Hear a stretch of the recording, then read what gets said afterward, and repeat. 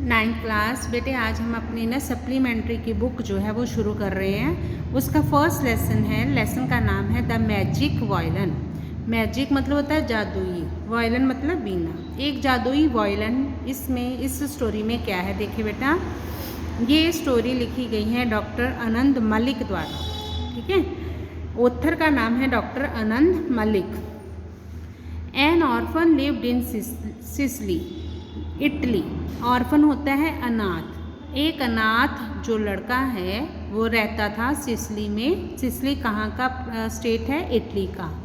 He went around looking for work. वो इधर उधर काम की जो थी खोज में, लुकिंग फॉर मतलब खोज में घूम रहा था। He met a farmer, met मतलब मिलना। ठीक है, वो एक फार्मर से मिला। who gave him the job of taking his goats to graze on the hills।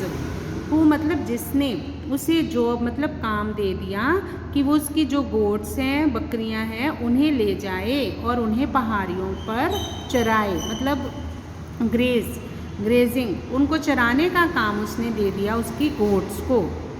Did the boy get paid for the work he did. क्या उस लड़के को उस काम के लिए पैसे दिए गए जो उसने किया था? He did. वट हैपन, क्या हुआ? When he wanted to leave the job, जब वो अपनी नौकरी को छोड़ना चाहता था। अब देखिए बेटा स्टोरी में कि स्टोरी में एक अनाथ लड़का है जो इस सिसली में रहता है। जो सिसली कहाँ का स्टेट है? इटली का है सिटी।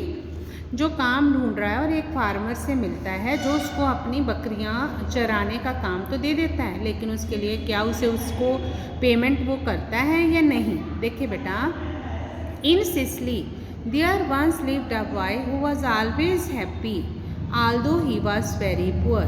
कहता सिसली में वहाँ एक लड़का रहता था जो हमेशा खुश रहता था। Although he was very poor, यद्यपि वो बहुत गरीब था। आल्दो मतलब यद्यपि, मतलब फिर भी वो खुश रहता था जबकि उसके पास कुछ भी नहीं था। His parents died when he was young. जब वो छोटा था, हिज मतलब उसके पेरेंट्स डाइड मतलब मर गए थे। So he set out by himself to seek his fortune. इसलिए उसे खुद ही अपनी किस्मत बनाने के लिए बाहर निकलना पड़ा। ही लाफ्ड मैरिली एट एवरीथिंग। वो हर चीज़ पर खुशी खुशी हंसता था। And all through his troubles, troubles होता है बेटे मुसीबतें, और इतनी सारी अपनी मुसीबतों के बाद he was cheerful and happy. वो खुश था और मतलब प्रसन्न रहता था।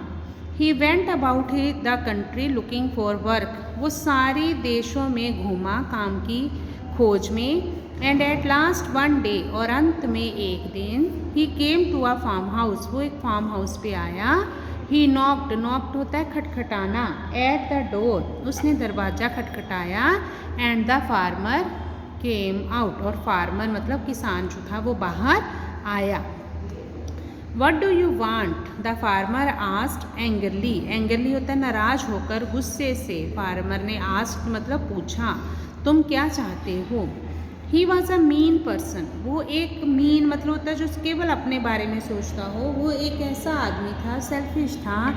एंड अ मिजर, मिजर मतलब कंजूस था। एंड थॉट, और उसने सोचा, that the boy must be a beggar, कि जो लड़का है वो एक भिखारी है। आई वॉन्ट वर्क, मुझे काम चाहिए। Set the boy smiling. मैंने अभी बताया कि लड़का हमेशा खुश रहता था। हंसते हुए लड़के ने कहा, and any kind of work, और किसी भी तरह का काम। I see, said the miser less angrily. अब उसे कुछ कम गुस्सा आया, मतलब क्योंकि वो कंजूस था। उसने कहा, मैं देखता हूँ। And he saw a way of getting something for nothing. फिर उसे एक रास्ता दिखाया कि बिना कुछ दिए अगर उसे कुछ मिल रहा है तो वो उसे क्या फ़र्क पड़ता है। वेल, ठीक है, यू कैन कम, तुम आ सकते हो। And look after my goats, और मेरी बकरियों की देखभाल करना।